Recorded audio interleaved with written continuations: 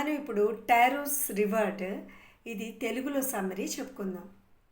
Tarot ఏమో తన తల్లిదండ్రులతోటి నివసిస్తూ ఉంటాడనమాట.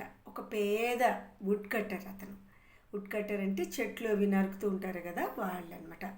ఒకరోజు తన తండ్రికి సాకే అని ఒక డ్రింక్ అనమాట. అది ఆ డ్రింక్ కావాలి, నేను తాగాలనుంది అని చెప్పి, నేను చాలా అలసిపోయాను, నాకు కావాలి అని తండ్రి అడుగుతాడు. అడిగితే పాపం టారో దగ్గర డబ్బులు ఉండవు. అప్పుడు టారో ఏం చేస్తాడంటే తండ్రికి ఎలాగైనా సరే నేను సాకే అని జపనీస్ డ్రింక్ అనమాట, అది కొనేసి ఇవ్వాలి అని చెప్పి రోజంతా కష్టపడి పనిచేసి డబ్బులు సంపాదించి దాంతో కొనాలనేసి నిర్ణయిస్తాడనమాట. ఇంతట్లోకి అప్పుడు ఏంటవుతుంది, అలాగా అతను అడవిలో పని చేస్తున్నప్పుడు అతడికి ఒక వింత ధ్వని వినిపిస్తుంది అనమాట. కర్రలు కొడుతున్నప్పుడు ఆ వింత ధ్వని ఏంటి అని చెప్పి, అది ఒక నీరులా పారుతున్నట్టు జలపాతం ధ్వనిలా వినిపిస్తుంది.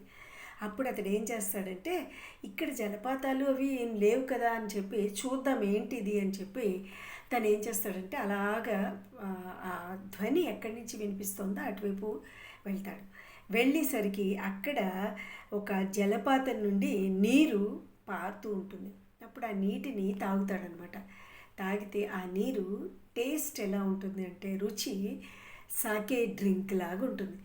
అప్పుడు చాలా సంతోషిస్తాడు, ఇది సాకే డ్రింక్ లాగా ఉంది కదా, సో దీన్ని తీసుకెళ్ళి మా నాన్నగారికి నేను ఇస్తాను అని చెప్పి తన దగ్గర ఉన్న ఒక బాటిల్ లాంటి దాంట్లోని అది పడతాడనమాట. పట్టి తీసుకుని వెళ్తాడు. వెళ్ళి అది ఏం చేస్తాడు, తీసుకెళ్ళి ఇంటికి తీసుకెళ్ళి వాళ్ళ నాన్నకి ఇస్తే అతను తాగి చాలా సంతోషిస్తాడు. అలాగే ఆ ఇంటికి వచ్చిన ఒక గ్రామస్తులు ఎవరో వస్తారు కదా, వాళ్ళకి కూడా ఇస్తాడు. ఇస్తే తాగుతాడు. తాగి ఈ విషయం ఇక గ్రామం అంతా కూడా పాకిపోతుంది. ఏంటంటే ఫలానా దగ్గర సాకే పారుతుంది, మనం అందరం తీసుకొని తాగుదామని చెప్పి గబగబా అందరూ బయలుదేరి ఆ జలపాతం దగ్గరికి వెళ్తారు.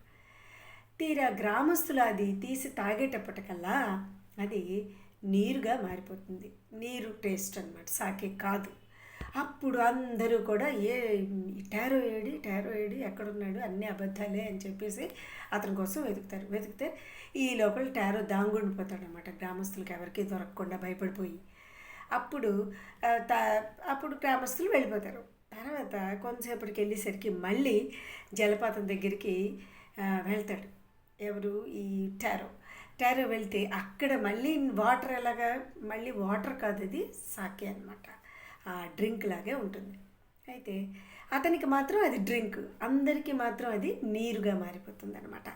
అప్పుడు టారో నిజాయితీకి అలాగే వినయానికి మెచ్చి జపాన్ చక్రవర్తి అతనికి ఏం చేస్తాడంటే బంగారం బహుమతిగా ఇస్తాడు. ఇచ్చి ఏం చెప్తాడంటే తల్లిదండ్రులని టారో ఎలాగైతే చూసుకుంటున్నాడో అలాగే అందరూ కూడా తల్లిదండ్రుల్ని చూసుకోవాలి ప్రతి ఒక్కరూ కూడా అని చెప్పి చెప్తాడనమాట అందరికీ. సో మనము ఈ లెసన్ నుంచి ఏం నేర్చుకోవాలంటే తల్లిదండ్రుల్ని గౌరవించాలి. ఏ వయసులోనైనా సరే తల్లిదండ్రులకి మనం గౌరవించాలి, అలాగే వాళ్ళకి ఎప్పుడు చేదోడు వాడుగా మనం ఉండాలి. Thank you.